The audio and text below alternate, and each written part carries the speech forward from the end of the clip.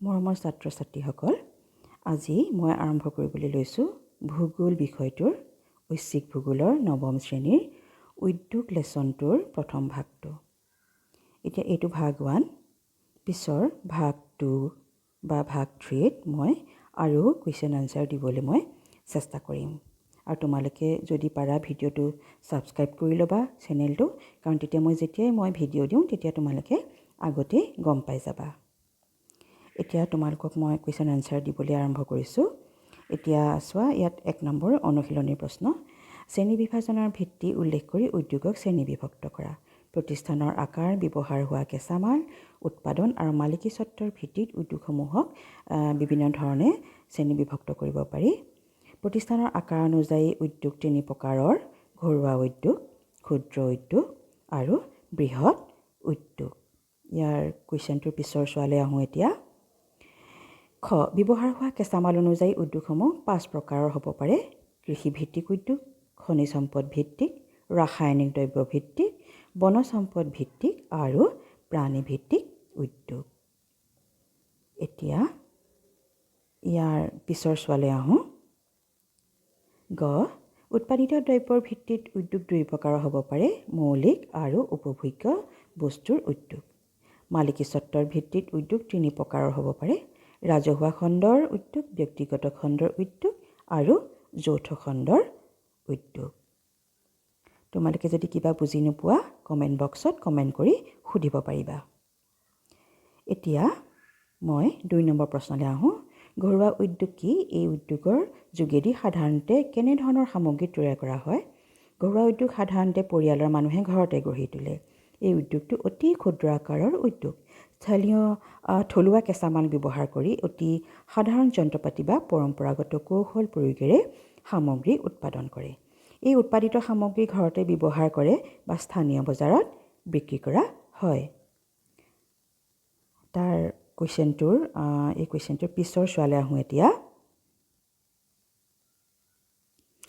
মাটিৰ বা ধাতুৰ সাজ-বাচন, শালত বোৱা কাপোৰ, খাদ্যবস্তু, আচবাব, অলংকাৰ আদি ঘৰুৱা উদ্যোগৰ দ্বাৰা উৎপাদিত দ্ৰব্য। এই কুৱেশ্যনটো এতিয়া ইমানতে শেষ হৈছে। ইয়াৰ পিছৰ কুৱেশ্যন 3 নম্বৰ কুৱেশ্যন আহোঁ। ক্ষুদ্ৰ আৰু বৃহৎ উদ্যোগৰ এটি তুলনামূলক আলোচনা দাঙি ধৰা। ক্ষুদ্ৰ আৰু বৃহৎ উদ্যোগৰ মাজত বহুতো পাৰ্থক্য দেখা যায়। ক্ষুদ্ৰ উদ্যোগসমূহ সাধাৰণতে ভাৰত, চীন আদি দেশসমূহত দেখা যায়। আনহাতে বৃহৎ উদ্যোগসমূহ সাধাৰণতে ইউৰোপ, আমেৰিকাৰ উন্নত ৰাষ্ট্ৰসমূহত কেন্দ্ৰীভূত হৈ থকা দেখা যায়।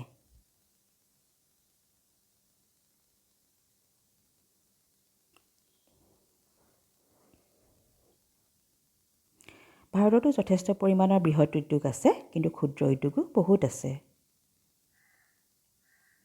তাৰ পিছৰ চোৱালৈ আহোঁ। ক্ষুদ্ৰ উদ্যোগত শ্ৰমিকৰ সংখ্যা কম আৰু মূলধনৰ বিনিয়োগো কম। থলুৱা কেঁচামাল আৰু শ্ৰমিকৰ ওপৰত নিৰ্ভৰ কৰে।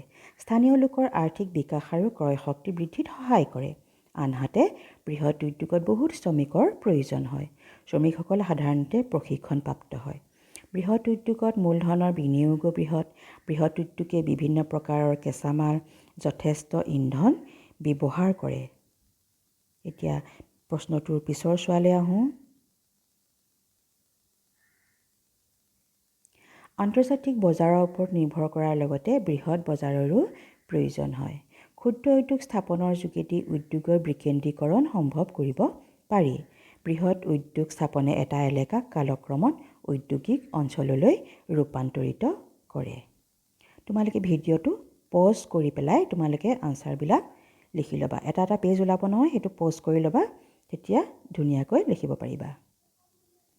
এতিয়া ইয়াৰ পিছৰ প্ৰশ্নটোলৈ আহোঁ। কৃষিভিত্তিক উদ্যোগ কি উদাহৰণেৰে বুজোৱা? কৃষিজাত শস্য বা সামগ্ৰীৰ ওপৰত নিৰ্ভৰ কৰি গঢ়ি উঠা উদ্যোগকে কৃষিভিত্তিক উদ্যোগ বোলা হয়। সাধাৰণতে ব্যৱহাৰ উপযোগী কৰি তুলিবলৈ বা সাঁচি ৰখাৰ উদ্দেশ্যে কৃষিজাত সামগ্ৰীবোৰক শোধন কৰাৰ প্ৰয়োজন হয়। সেইবাবে ধানকল, ঘেঁহুকল, চেনিকল, চাহ কফি আদিৰ উদ্যোগ, তেল উদ্যোগ, মছলা উদ্যোগসমূহ গঢ়ি উঠিছে। ৰপ্তানি কৰিবৰ বাবেও এই উদ্যোগ গঢ়ি উঠে। এতিয়া আমি পিছৰ প্ৰশ্নলৈ আহিম, 5 নম্বৰ প্ৰশ্নলৈ আহিম।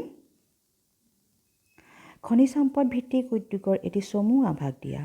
খনিজ সম্পদ ভিত্তিক উদ্যোগবোৰ খনিজ কেঁচামাল যেনে লৌহ-ৰাকৰ, কয়লা, খনিজ তেল, এলুমিনিয়াম, ইউৰেনিয়াম আদিৰ ওপৰত নিৰ্ভৰ কৰি গঢ়ি উঠে। পৃথিৱীৰ যিবোৰ অঞ্চলত খনিজ সম্পদসমূহ পোৱা যায় তেনে ঠাইতেই উদ্যোগসমূহো গঢ়ি উঠে। বৰ্তমান পৰিবহণৰ সুবিধাৰ বাবে খনিজ সম্পদ নথকা ঠাইতো খনিজ সম্পদ ভিত্তিক উদ্যোগ গঢ়ি উঠিছে। এতিয়া এইটো প্ৰশ্ন আৰু আছে এডোখৰ, তাৰপিছৰ ভাগলৈ আহিম এতিয়া।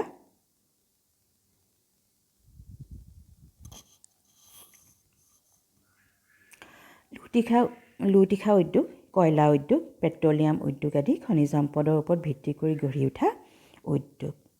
এই প্ৰশ্নটো ইয়াতে শেষ হৈছে আৰু ইয়াৰ প্ৰশ্নলৈ আহিম এতিয়া। ইয়াৰ পিছৰ প্ৰশ্ন 6 নম্বৰ। মৌলিক উদ্যোগ বুলিলে কি বুজা? উদাহৰণ দি লিখা। যি উদ্যোগে মূলতঃ অন্য উদ্যোগৰ বাবে প্ৰয়োজনীয় কেঁচামাল উৎপাদন কৰে তেনে উদ্যোগক মৌলিক উদ্যোগ বোলে। উদাহৰণস্বৰূপে যন্ত্ৰপাতি তৈয়াৰ কৰা উদ্যোগসমূহক লুইতিখা উদ্যোগে কেঁচামালৰ যোগান ধৰে। সেইবাবে লুইতিখা উদ্যোগক মৌলিক উদ্যোগ বুলি কোৱা হয়। এই প্ৰশ্নটো ইয়াতে শেষ হৈছে। আৰু তোমালোকৰ এই লেচনটোত কিন্তু মেপৰো ভাৰতৰ মেপখনো পৰীক্ষাত আঁকিবলৈ আহে। গতিকে ভাৰতৰ মেপখনো অঁকা, ভালকৈ স্কেচ মেপখন সহজতে অঁকা মোৰ এটা ভিডিঅ' আছে ইয়াতে, এইটো চেনেলতে। তোমালোকে সেইটো খুলি পেলাই চাব পাৰিবা।